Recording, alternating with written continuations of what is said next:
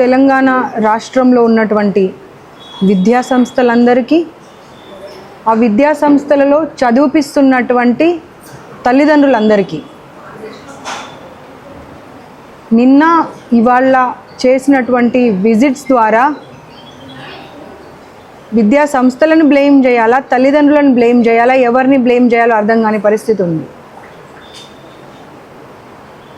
పిల్లలు చదవాలి, బంగారు భవిష్యత్తు ఉండాలి, ఉన్నత స్థితికి వెళ్ళాలి అని ఆశించి వాళ్ళ స్థాయి లేకపోయినా స్థాయికి మించి ఆస్తులు అమ్ముకొని ఇలాంటి విద్యా సంస్థలకు పంపించడం వాళ్ళు చేస్తున్న పొరపాట, లేకపోతే పిల్లలకు మంచి భవిష్యత్తు ఇస్తామనే అటువంటి మాట చెప్పి ఆ పిల్లల జీవితాలతో ఆడుకుంటున్నటువంటి విద్యా సంస్థలకు తప్ప ఒక్కసారి సొసైటీ ఆలోచించాల్సినటువంటి అవసరం ఉన్నది. బయట నుండి అంతా బాగానే కనిపిస్తుంది మనకు, బయట నుండి మనం ఆ జిగేల్ బోర్డ్సే మనకు కనిపిస్తున్నాయి. మీ పిల్లలు ఎక్కడ చదువుతున్నారు అని అంటే మనం ఊర్లో గొప్పతనం కోసం చెప్పుకోవడానికే ప్రయత్నం చేస్తున్నాం. అంటే ఈ ఇన్స్టిట్యూషన్ ఆ ఇన్స్టిట్యూషన్ మా పిల్లలు అక్కడ చదివిపిస్తున్నానని గొప్పగా చెప్తున్నాం తప్పించి ఆ పిల్లలు ఇక్కడ ఎలాంటి పరిస్థితులలో ఉంటున్నారు, ఎలాంటి కండిషన్స్ గో త్రూ అవుతున్నారు అనే దాని మీద అటు పిల్లలు తల్లిదండ్రులు దృష్టి పెట్టట్లేదు, ఇటు ఇన్స్టిట్యూషన్స్ దృష్టి పెట్టట్లేదు.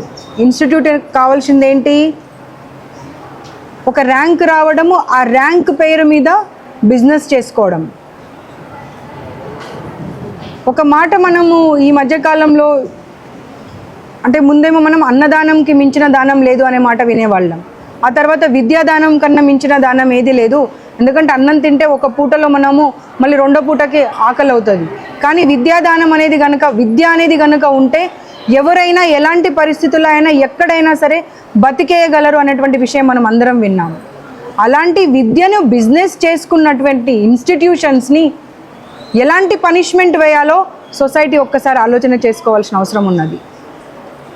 ప్రభుత్వాలు వస్తున్నాయి, ప్రభుత్వాలు మారుతున్నాయి. ఆ యాజమాన్యము ఆ ప్రభుత్వాలతో మంచి రిలేషన్స్ మెయింటైన్ చేసుకుంటే మా ఇన్స్టిట్యూషన్కి ఎలాంటి ప్రాబ్లం రాదు అనే దిశగానే ఆలోచిస్తున్నారు తప్పించి ఒక్కసారైనా తల్లిదండ్రులు ఖచ్చితంగా మేము ఇన్స్టిట్యూట్కి వెళ్ళినప్పుడు వాళ్ళ బాత్రూమ్ చెక్ చేస్తాము, వాళ్ళు తినే భోజనం చెక్ చేస్తాము, సడన్ విజిట్ చేస్తాము, వాళ్ళ బెడ్రూమ్లోకి వెళ్ళి చూస్తాము, వాళ్ళ కండిషన్ ఎలా ఉంది అనేటువంటి ఆలోచన వాళ్ళు చేస్తున్నారా, లేకపోతే చేసిన తర్వాత కూడా ఈ విద్యా సంస్థలు వాళ్ళని అలౌ చేయట్లేదా?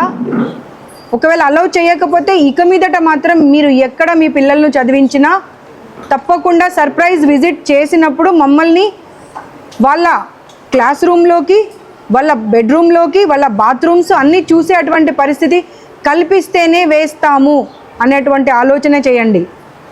కేవలం చదవడము, ర్యాంక్స్ రావడమే కాదు, వాళ్లకు కావలసినటువంటి మానసిక ఆ మనోధైర్యం కానివ్వండి, మానసిక స్థితిని కానివ్వండి, దానిని కూడా చూసుకోవాల్సినటువంటి అవసరము విద్యా సంస్థలకు ఉంది, తల్లిదండ్రులకు ఉంది.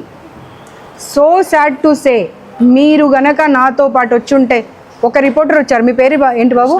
కృష్ణ. నేను 2:30కి వచ్చాను, ఇప్పుడు ఎంత 7:40 అవుతుంది. 800 పిల్లలు ఉంటే 800 మంది పిల్లలు, 800 మంది పిల్లలు పర్సన్ టు పర్సన్ ఇంటరాక్ట్ అయ్యారు నాతో. పర్సన్ టు పర్సన్ ఇంటరాక్ట్ అయ్యి అసలు వాళ్ళ బాధ చెప్తుంటే నిజంగా బాధేసింది. ఆ 5 ఫ్లోర్స్ ఉన్నాయి, 5 ఫ్లోర్స్లలో కనుక మీరు బాత్రూమ్స్ కానీ వాళ్ళ బెడ్రూమ్స్ కానీ ఆ తల్లిదండ్రులు కనుక వచ్చి చూస్తే ఒక్కరోజు కూడా ఈ హాస్టల్లో ఇక్కడ చదివించరు వాళ్ళు. బాత్రూమ్ దగ్గరికి వెళ్తే అతను కర్చీఫ్ ముక్కుకు పెట్టుకుంటే కూడా 2 నిమిషాలు వీడియో తీయలేకపోయాడు. అలాంటి బాత్రూమ్స్లలో పిల్లలు రోజు ఎలా స్నానం చేస్తున్నారు ఒకసారి ఆలోచన చేయాలి. ఇక్కడ ఉన్నటువంటి ప్రిన్సిపల్ ఏం చేస్తున్నారు, వార్డెన్ ఏం చేస్తున్నారు, ఆ కేర్ టేకర్స్ ఏం చేస్తున్నారు. చాలాసార్లు పాములు వచ్చాయంట, జెర్రీలు వచ్చాయంట, కాక్రోచెస్ అయితే మేము వీడియోస్ తీసాం, మా దగ్గర ఉన్నాయి. ఆ బెడ్స్ కింద అన్ని కాక్రోచెస్ ఉన్నాయి. 2-3 రోజులు రూమ్ క్లీన్ చేయరంట. మాతో వచ్చిన కానిస్టేబుల్ చూసి కూడా అమ్మాయి కూడా అసలు ఏం మాట్లాడాలో ఆ అమ్మాయికి అర్థం కాలేదు. ఎందుకంటే మేల్ని ఎందుకులే తీసుకెళ్ళడం అని ఫీమేల్ని తీసుకెళ్ళడం జరిగింది. అన్కుక్డ్ రైస్ ఇస్తారంట, రైస్లో కూడా వాటర్ ఉంటుందంట. ఇంకా పప్పు సాంబార్ అయితే అసలు దాన్ని సాంబార్ అనాలా చారు అనాలా అర్థం కాని పరిస్థితి ఉంటుందంట. కూర ఒక్కసారి పెడితే రెండోసారికి కూర పెట్టరు. కాక్రోచెస్ వస్తున్నాయంట అన్నంలో, పురుగులు వస్తున్నాయంట. కాక్రోచెస్ పురుగులు వచ్చినప్పుడు కాక్రోచ్లు పురుగులు వచ్చినాయంటే ఇవి కాక్రోచ్ పురుగు కాదు, ఇవి కూడా ఇంగ్రీడియంట్సే. అది ఇలాయచీ, బ్లాక్ ఇలాయచీ పెద్దది, లేకపోతే లవంగము, దాన్ని మీరు పొరపాటు పడుతున్నారు అనేటువంటి మాట చెప్తున్నారంట. ఎంతవరకు సమంజసం అది? లంచ్ బ్రేక్ 1/2 అవర్ ఇస్తారు. లంచ్ బ్రేక్ 1/2 అవర్లో లిఫ్ట్ లేదు అక్కడ. 5 ఫ్లోర్స్ నుండి పిల్లలు రావాలి, 800 మంది క్యూలో నిలబడాలి, అందరు సర్వ్ చేసుకోవాలి, తినాలి, రిటర్న్ వెళ్ళాలి క్లాస్ రూమ్కి. అరగంటలో ఎలా సాధ్యం అవుతుంది? చదువు చాలా చాలా ఇంపార్టెంట్, నేను కాదని అస్సలు అనట్లేదు. నేను విద్యా సంస్థలకి చెప్తున్నాను, తల్లిదండ్రులకు చెప్తున్నాను, చదువు అనేది చాలా అంటే చాలా అవసరం. కానీ చదువుతో పాటు 24/7 చదవమంటే కూడా ఎవరు చదవరు. పిల్లలు ఏడ్ చేశారు ఏమని అంటే, అందరు ఐక్యూ లెవెల్ సేమ్ ఉండదు. ఒకరు చదువుతున్నారని చెప్పి వాళ్ళతో కంపేర్ చేసి మమ్మల్ని బూతులు తిడుతున్నారు.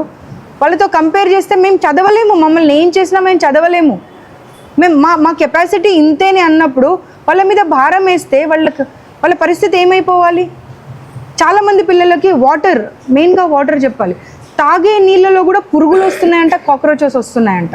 ఆ వీడియోస్ కూడా మీరు అన్నీ తీశారు, ఆ వీడియోస్ అన్నీ మీరు షేర్ చేయండి.